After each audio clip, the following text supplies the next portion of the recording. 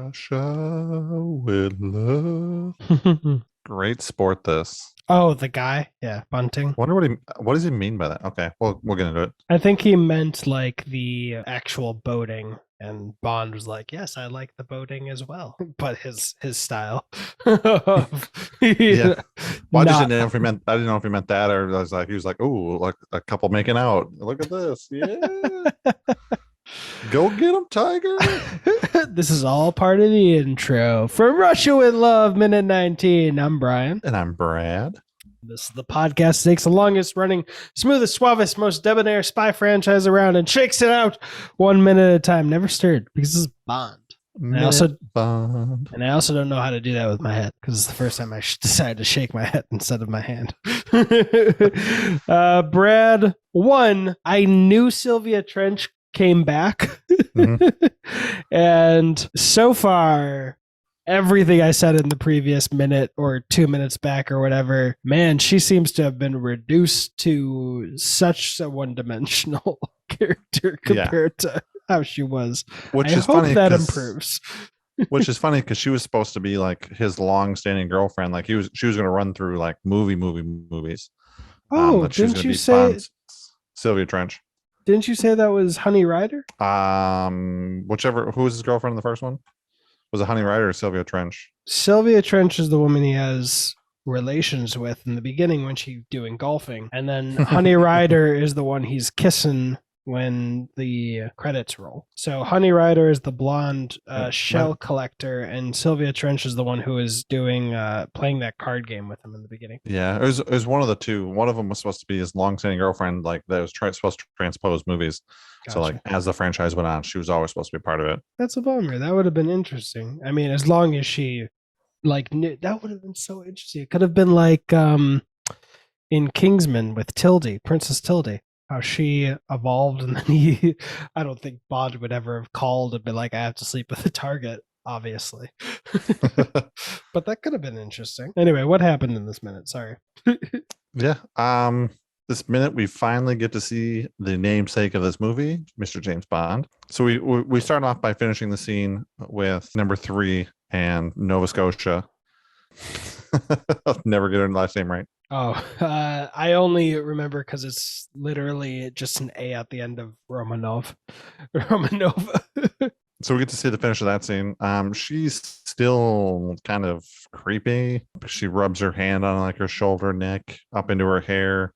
A real labor of love. Yeah, so she's still being creepy, and she seems off-put by it. She kind of turns her head as far away, basically showing her the back of her head, but still doesn't seem super disgusted by it. But I guess the position she's in, she really can't. Yeah. So minute 20, we finally get to see our main man. Oh wait, we're in 19. We're in 19. Oh yeah. I will say it was hilarious that we faded into the normal version of Romanova and Buff and stuff. Like for a second, I was like, yeah, that's not them, but that would be them if they were allowed a life, maybe. He's a canoer. What's that term in, was it Italy or wherever, or the Vatican or whatever that they, no, the other V city. You're talking about Venice? Venice. There we go. Yeah, what's that I job forget called? What it's called. Where they take you up and down the canals? I don't remember. Yeah. But like they would have done I think it would have been good if they just slapped some wigs on them for the audience, like just some black wigs. Yeah, just it's the same characters and No, I mean like so there's not that moment of like, wait, is that them? Because they really look, they're only on for 5 seconds. They look like the archetypes of the two evil characters we've just seen. Yeah, I mean, it wouldn't be the first time they did that in this movie because they kind of did that in the first time with James Bond and his stunt double, and then they had to stick a mustache on him just to make it not look so obvious that it was Sean Connery, and then his stunt double, and then you put a mustache on a stunt double just to break it up a little bit more. That actually would be hilarious if those are the two Russian agents, or I guess Grant might not be Russian, but yeah, if it's their stunt doubles. Yeah, that would be pretty funny. So you get to hear the background track from Russia with Love in the beginning of the scene. It's playing. It almost sounds like it's playing kind of loud through the first part of the scene, and then it kind of lowers down to it almost sounds like a radio. They make a joke about the boating, which we mentioned in the opening of this scene, and then she makes another joke, which I didn't catch. I just assumed that was something she liked to do, but she said I might even give up golf for it, which I guess she was golfing in the last movie. Yeah, my read on it means I guess I can give up on having to break into your house for if we can just come and lie here and do it. Was he stabbed in the last movie? No, right? Don't remember. I mean, it's been so long since I've seen these two movies. One, because I was listening to you and Christian's Bond and Bond episodes, and then two, because I didn't want to ruin this movie before I analyzed it. So I haven't seen both of these movies in quite a while. Yeah, unless they're adding that. Why am I blanking? We were just talking about her, the woman at the end, Honey Rider. Unless Honey Rider stabbed him. Oh my God! She puts tarantulas in the beds of men that. Maybe she stabbed him if he was getting a little too handsy. That's great. It's headcanon now. I don't care. Yeah. Or not to mention that he's been on previous missions before this one. No big deal. But yes, definitely that. Definitely that. No, I'm unless there's something else, unless they show something else in this movie that contradicts that.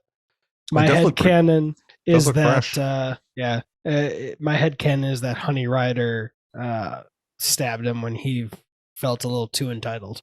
I love Honey Rider for that, but go for it. I'm going to take a guess and say that during the filming of Dr. No, Sean Connery got a scratch or something there, or a nice cut, and then it healed, and then they put a scar over top of it. Because if you look underneath it, it's like red, so it looks like there is something there actually on the skin, but the actual scar itself looks a little hokey. Yeah, that would be interesting to know. I just assumed it was red because they were putting on the makeup, but yeah. So I don't know. I have no inside information on this one. I think it'd be interesting if they did like a cast callback kind of thing, like, hey, remember when we messed up that stunt and you got cut pretty good? We're gonna make fun of it in this movie. It's also a possibility that this is just in the books, and since they're filming them out of order, they have to change things or whatnot. Because like in Dr. No, when Quarrel died, I know in a later film they had to introduce Quarrel Jr. because Quarrel Jr. because originally that book came before Dr. No and it was the same character. So I don't know, maybe the origin also could be just from the books of a actual previous adventure. It is kind of funny that he has goosebumps though.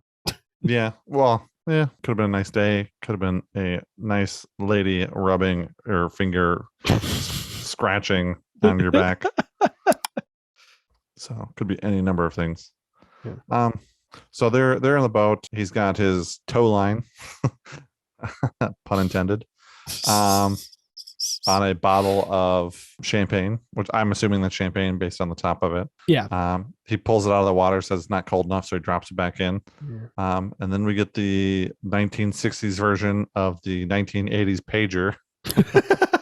He stops with Sylvia Trench to answer his 1960s version of a pager, to get out of the boat, have her throw him his shirt, and have her be super confused on why he's leaving.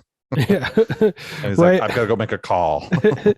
Right when she was ready to, I assume, that's good. I'm not sure. I was going to say make him a martini because she has a martini shaker and they have ice. So if it's not cold enough, why not just put some champagne in there in the ice really quick and then strain it out? You're going to water it down. Or, I mean, yeah, but barely if you're quick. Or just put the champagne in the ice bucket. Well, that ice bucket's kind of small, but like, do they have other bottles of liquor to justify why they have the ice bucket and martini shaker?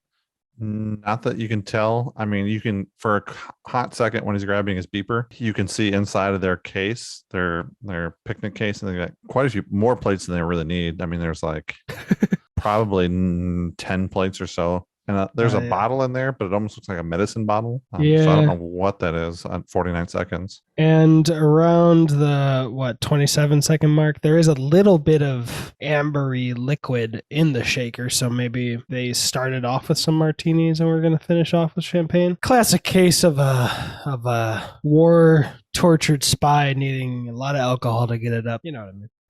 Yeah, standard everyday things. You know this. We know this. We all know this. They also have a weird Santa-shaped I was just bag in the back. That's weird. I don't know if that's where their lunch is.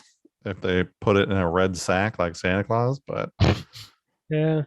And I really hope Sylvia Trench has more time before he goes on his venture. I know that we're like nearly 20 minutes in and we really got to get things going, I guess. But I mean, her talking about the scar is funny enough, but then not one dimensional enough for me to be like, oh, yeah, you're not a character. But when she's just like doing the generic, what's going on? But we haven't eaten yet. I'm starving. It's just like, oh God. It's she's reducing. Yeah, but right before our eyes. Yeah, but she at least made a callback to her last movie, so I mean, there's at least something. Yeah, she's deeper than that, but yeah. In this scene, not very deep. If this is all she gets, I wouldn't be surprised if they cut her out because audiences weren't intrigued by her anymore, and by that I would just blame the writing. Yeah, or she was going to be more into that, and they chopped her out to length or whatever.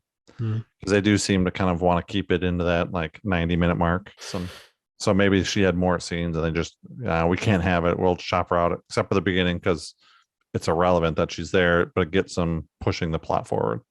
Yeah. I gotta say though, weird underwear of his. Yeah, at least it's not a towel, that's for sure. Yeah, but I mean, like, it seems near the end when he's carrying all his clothes, it looks like his underwear come with both boxers and tidy whities underneath. But it could be a swimsuit with the stuff inside. That's what that's called. The netting. The netting, yeah. That's fair. I was gonna say this is probably the closest that Bond will ever come to having the seeing the bra through the shirt thing that we had with the last woman when she was told to, you could kind of see her bra underneath her shirt. Yeah. Romanovsky. You keep wanting to make her Polish? I don't think she'd be working for the Russians if she had a ski at the end of her name. I'm not saying I'm an expert on Russian names, but in my limited knowledge, that's where it goes to. Yeah, but he runs off pretty quick. So, and obviously with his 60s style 80s beeper, obviously something important's happening because he jets off on a girl that he likes to have picnics with. So jets off pretty quick. Yeah, I can just see the Austin Powers version of this scene of him going off on the adventure the whole movie and then like intermittently cutting back to her just like looking at the food and looking off to see where he is and like progressively just getting more hungry. She likes tapping her foot or something. Yeah. And then if we channel a little bit Mel Brooks, the second to last cutaway to her is she's just a skeleton in her clothes. And and the reason I say second to last is then the last one, we go back and she's a normal human. She's like, you know what? And then he shows up and he's like, starting without me, I see. I love Mel Brooks. And I would love the absurdity of her becoming a skeleton and then reverting back. Yeah. If this was a comedy movie, for sure. Easy. But since this technically isn't a comedy, even though we like to poke fun of it. Hey, there's a few comedy sketches I came up with from the last movie. So this is just continuing that trend. And yeah. We should do that one day when there's not a pandemic. My name is Brad. I'm Brian. And that was money. Every Russian penny of it.